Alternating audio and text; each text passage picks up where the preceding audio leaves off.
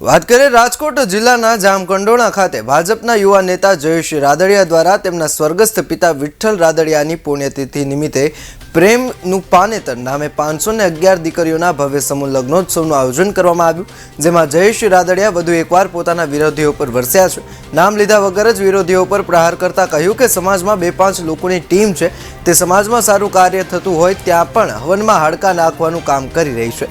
જે લોકોને રાજનીતિ સાથે કંઈ લેવા દેવા નથી તેવા મને પાડી દેવાનો પ્રયાસ કરી રહ્યા છે। આ મામલે સુરતના પાટીદાર અગ્રણી નેતા અલ્પેશ કથરિયાએ પોતાની પ્રતિક્રિયા આપી છે। અલ્પેશ કથરિયાએ જણાવ્યું કે જયેશ રાદડિયા સમૂહ લગ્નમાં આ નિવેદન આપ્યું હતું, પણ તેમાં કોઈપણ પ્રકારની સ્પષ્ટતા કરીને કોણ ટપોરી છે, કોઈ અસામાજિક તત્વો છે તેનું કોઈ નામ લેવામાં આવ્યું ન હતું। આવા કોઈપણ ટપોરીઓ હોય કે જે વ્યક્તિઓ હોય જયેશભાઈ કે રાદડિયા પરિવાર સામે એ વિસ્તાર કે સમગ્ર ગુજરાતમાં કોઈપણ પ્રકારની પ્રવૃત્તિઓ સાખી લેવામાં નથી આવતી।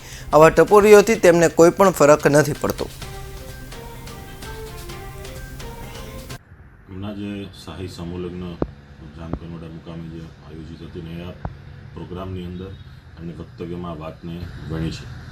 આ વાતને કઈ બાબતે એમણે કીધું છે, કયા ટપોરી છે, કયા વ્યક્તિ છે, કોણ છે, એમની કોઈ સ્પષ્ટતા નથી કરી।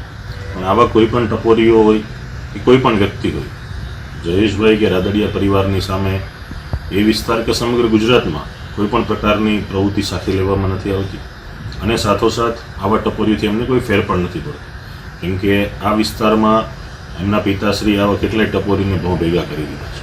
એટલે કોઈ પણ આવા અસામાજિક તત્વો કોઈ પણ પ્રકારનું નિશાન ઊભું કરતું હશે તો એને પણ સબક શીખડાવી અને શાંત કરી દેવામાં આવશે।